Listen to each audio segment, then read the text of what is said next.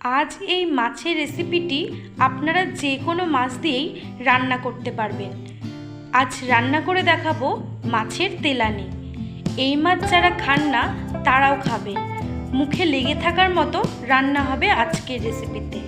আশা করি আপনাদের আজকের রেসিপিটি আপনাদের সবার কাছে খুব ভালো লাগবে। আর কথা না বাড়িয়ে চলে যাই মূল রান্নায়। আমি এখানে মাছের তেলানি করবার জন্য কিছুটা পরিমাণে পেঁয়াজ কুচি করে নিয়েছি, কয়েকটা লঙ্কা চিড়ে নিয়েছি, রসুন নিয়েছি, আদা নিয়েছি আর কিছুটা আলু কেটে নিয়েছি। এখানে আমি মাছের তেলানি করার জন্য মাছগুলোকে খুব ভালোভাবে ধুয়ে এর উপরে নুন হলুদ দিয়ে খুব ভালোভাবে মাছগুলোকে মাখিয়ে নিব। এরই মাঝে কিছু কথা আপনাদেরকে বলি। আমি দেখছি কিছুদিন হলো আমার এই রান্নার ভিডিওতে আপনারা অনেকে কমেন্ট করছেন খুব ভালো ভালো, এবং আমার কিন্তু এই কমেন্ট দেখে ভীষণই ভালো লেগেছে। এবং আপনারা যে আমাকে এতটা কমেন্ট করে উৎসাহিত করছেন, আরও ভিডিও দেওয়ার জন্য উৎসাহিত করছেন, তার জন্য কিন্তু আমি খুবই খুশি। আমি আশা করব এভাবেই আপনারা আমার ভিডিও দেখে যাবেন এবং কমেন্ট সেকশনে আমাকে জানাবেন। তো আপনারা আমাকে এভাবেই সাপোর্ট করতে থাকুন, এটুকুই আমি আশা করব আপনাদের থেকে। চলুন, আমার মাছগুলো কিন্তু খুব ভালোভাবে নুন হলুদ মাখানো হয়ে গেছে। এবারে কড়াইতে তেল বসিয়ে দিয়েছি। আমি তেলটা কিছুটা গরম করে নিয়েছি। এবারে আমি আলুগুলোকে ভেজে নেব। এই আলুগুলো কড়ার মধ্যে দিয়ে সামান্য পরিমাণে একটু নুন দিয়ে দেব, আর দিয়ে দেব কিছুটা পরিমাণে হলুদ। নুন আর হলুদ দিয়ে আলুটাকে 5 মিনিট মতো ভেজে নিতে হবে।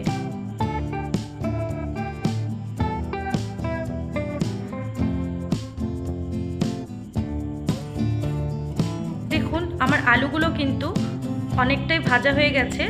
এবারে আলুগুলোকে তুলে নেব।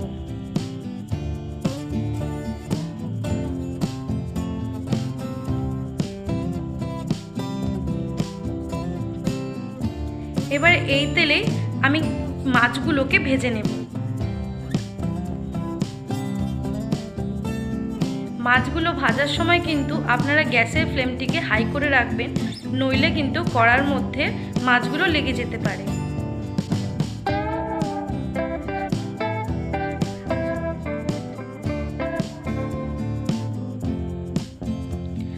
আপনাদের যদি আমার কাছে কোনো কিছু রান্নার বিষয়ে জানার থাকে, অবশ্যই কিন্তু আমাকে কমেন্ট সেকশনে জানাবেন। আমি যতটুকু পারবো আপনাদেরকে কমেন্টে রিপ্লাই দেওয়ার চেষ্টা করব। দেখুন, আমার মাছগুলো কিন্তু অনেকটাই ভাজা হয়ে গেছে। আর কিছুক্ষণ ভেজে নিয়ে আমি মাছগুলোকে তুলে নেব।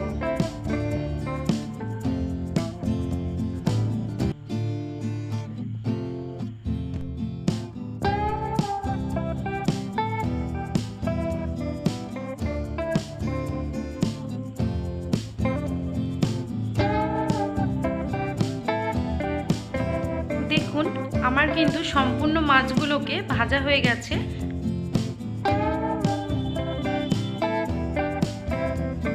এবারে কড়াইয়ে কিছুটা পরিমাণে তেল ছিল, ওই তেলের মধ্যে কিছুটা পরিমাণে গোটা জিরে দিয়ে দেব, আর দিয়ে দেব একটা তেজপাতা। এবারে এগুলোকে একটু হালকা করে ভেজে নিতে হবে। এবারে দিয়ে দেব কেটে রাখা পেঁয়াজগুলোকে, আর দিয়ে দেব ছিঁড়ে রাখা লঙ্কা। এবারে এই লঙ্কা আর পেঁয়াজগুলো দিয়ে খুব ভালোভাবে নেড়েচেড়ে একটু ভেজে নেব।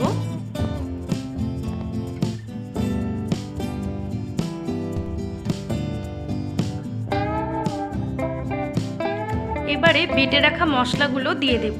এই মশলার মধ্যে আমি দিয়েছি কিছুটা পরিমাণে পেঁয়াজ, রসুন আর আদা। এগুলোকে খুব ভালোভাবে আমি পেস্ট করে নিয়েছি। এবারে এর মধ্যে আমি দিয়ে দেব কিছুটা পরিমাণে হলুদ, আর দিয়ে দেব স্বাদ মতো নুন। এবারে খুব ভালোভাবে এই মশলাগুলোকে কষিয়ে নিতে হবে।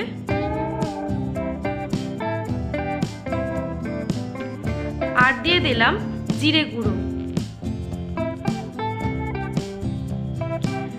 আর কিছুটা পরিমাণে দিয়ে দিলাম ধনে গুঁড়ো, আর দিয়ে দিলাম কাশ্মীরি লঙ্কার গুঁড়ো। এবার এই সব মশলাগুলোকে দিয়ে খুব ভালোভাবে আমাদের কিন্তু কষিয়ে নিতে হবে, নইলে মশলার কাঁচা গন্ধগুলো রয়ে যাবে।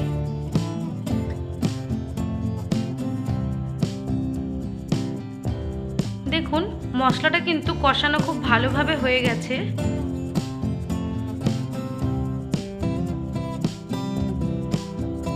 এবারে ভেজে রাখা আলুগুলো এই মশলার মধ্যে দিয়ে খুব ভালোভাবে কষিয়ে নিতে হবে।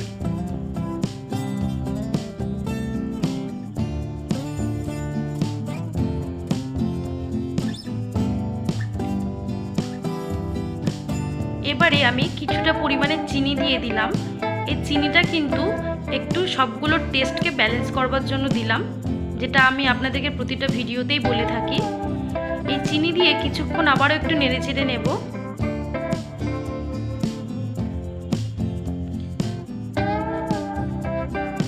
এবারে আমি কিছুটা পরিমাণে জল দিয়ে দেব। আমি এই মাছের ঝোলটা কিন্তু খুব বেশি করব না, একটু গায়ে গায়ে রাখবো। দেখুন আমার কিন্তু জল দেওয়া হয়ে গেছে। এবারে জলটা ফুটে আসলে মাছগুলো দিয়ে দেব।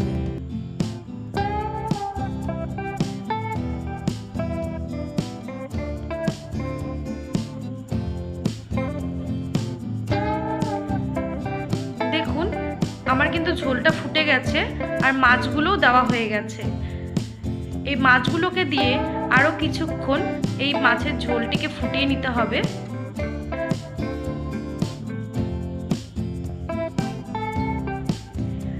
এবারে এই ঝোলের মধ্যে দিয়ে দিতে হবে কিছুটা বাটা গরম মশলা।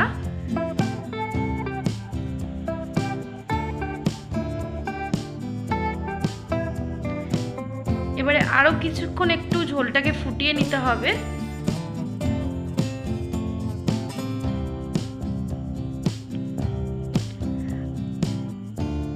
আমাদের মাছের তেলানি কিন্তু অলমোস্ট রেডির মধ্যেই।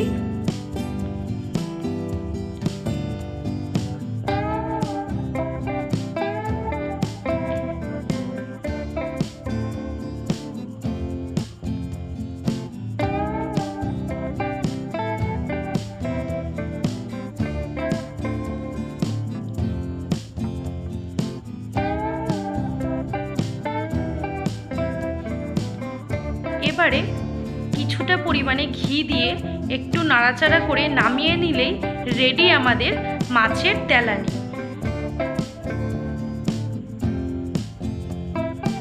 আপনারা যদি এই মাছের তেলানি পারফেক্টলি ভাবে করতে চান অবশ্যই আমার ভিডিওটি কিন্তু সম্পূর্ণ দেখবেন। আশা করি আপনাদের কিন্তু খুব ভালো লাগবে।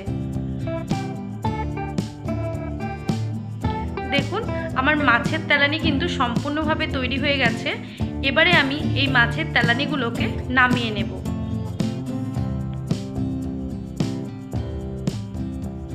দেখুন কত সুন্দর কালার এসেছে এবং খেতেও কিন্তু খুব সুস্বাদু হয়েছিল।